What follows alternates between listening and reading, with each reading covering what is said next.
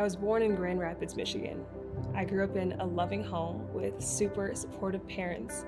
I'm an only child, and they poured all of their time and attention into me.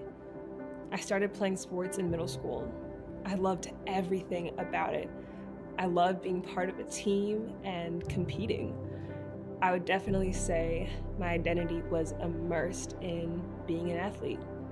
I went to college on a student athlete scholarship, and my parents were so proud. I was proud of myself. In my second year of college, I was injured, and I couldn't compete until I recovered. The medical bills started piling up, and I had no way of paying them. And I knew that my parents couldn't afford it either.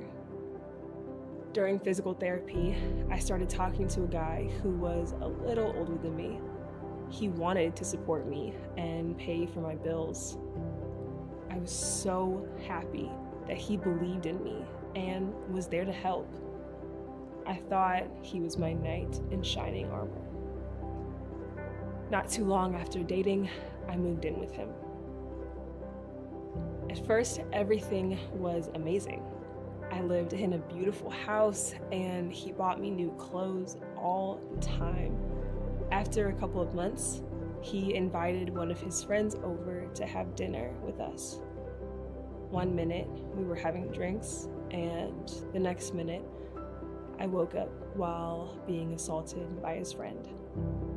They had drugged me. The next day, I was so freaked out and demanded that my boyfriend tell me what happened.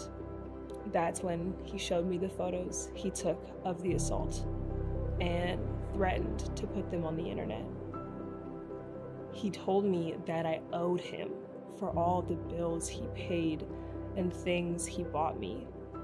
He told me he had more friends who wanted to have dates with me, and that if I didn't agree, he would ruin my reputation and I would never be a professional athlete. I was so embarrassed and ashamed that I got myself into this mess. My parents and friends tried to talk me out of moving in with him, and I didn't listen. I was actually mad at them that they weren't happy for me.